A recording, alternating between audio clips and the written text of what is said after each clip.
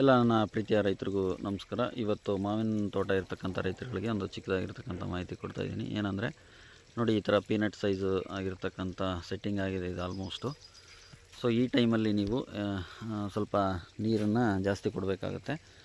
So ಇದು ತುಂಬ ಬೇಗ ಬೆಳೆಯೋದ್ರಿಂದ ಈ ಟೈಮಲ್ಲಿ ನೀವು ನೀರನ್ನ ಜಾಸ್ತಿ ಕೊಡೋದ್ರಿಂದ ನಿಮಗೆ ಒಳ್ಳೆ ಚೆನ್ನಾಗಿ ಸೆಟ್ಟಿಂಗ್ ಆಗುತ್ತೆ. ಯಾವುದೇ ಥರದ್ದು ಈ ಥರ ಆಗಿರ್ತಕ್ಕಂಥದ್ದು ಉದುರೋದಿಲ್ಲ. ಸೊ ಇಷ್ಟು ದಿನ ಸೆಟ್ಟಿಂಗ್ ಆಗೋವರೆಗೂ ಯಾವುದೇ ಥರದ್ದು ನೀರು ಕೊಡಬಾರ್ದು.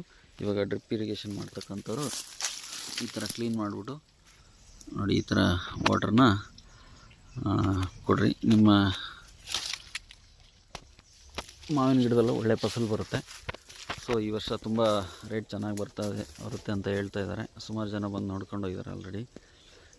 ನಿಮ್ಮ ತೋಟದಲ್ಲೂ ಮಾವಿನ ಗಿಡಗಳು ಹಾಕ್ಕೊಂಡಿದ್ರೆ ಈ ಟೈಮಿಂದ ನೀವು ನೀರು ಚೆನ್ನಾಗಿ ಕೊಡ್ರಿ. ಆದರೆ ಏನಾದರೂ ಜಾಡು ಆ ಥರದ್ದು ಏನಾದರೂ ನಿಮ್ಮ ತೋಟದಲ್ಲಿ ಕಾಣಿಸ್ಕೊಂಡಿದ್ರೆ ಒಂದು ಸ್ಪ್ರೇ ಮಾಡ್ಕೊಳ್ಳಿ. ಯಾವುದಾದ್ರೂ ಕೆಮಿಕಲ್ ಫಾರ್ಮಿಂಗ್ ಮಾಡ್ತಕ್ಕಂಥವ್ರು ಅದನ್ನು ಡಿಸ್ಕ್ರಿಪ್ಷನಲ್ಲಿ ಹಾಕಿರ್ತೀನಿ, ಯಾವ್ದು ಸ್ಪ್ರೇ ಮಾಡಬೇಕಂತ ಹೇಳ್ಬಿಟ್ಟು. ಆರ್ಗ್ಯಾನಿಕ್ ಫಾರ್ಮಿಂಗ್ ಮಾಡೋರು ಸ್ವಲ್ಪ ನೀಮ್ ಆಯಿಲು ಮತ್ತು ಇನ್ನೊಂದು ಅದ್ರ ಜೊತೆಯಲ್ಲಿ ಬೋರಾನ್ ಹಾಕಿದರೆ ನಿಮಗೆ ಈ ಕಾಯಿ ಶೇಪ್ಗಳೆಲ್ಲ ಚೆನ್ನಾಗಿ ಬರುತ್ತೆ. ಸ್ವಲ್ಪ ಬೋರಾನ್ ಡಿಫಿಷಿಯನ್ಸಿ ಬಂತು ಅಂದರೆ ಕಾಯಿಗಳೆಲ್ಲ ಶೇಪ್ ಚೆನ್ನಾಗಿರಲ್ಲ.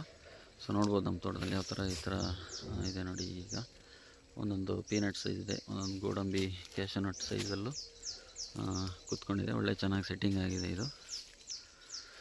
ಇದು ಯಾವ ತಳಿ ಅಂತೇಳ್ಬಿಟ್ಟು ನೀವು ಕಮೆಂಟ್ ಸೆಕ್ಷನಲ್ಲಿ ಗೊತ್ತಿರ್ತಕ್ಕಂಥವ್ರು ಕಮೆಂಟ್ ಮಾಡ್ಬೋದು.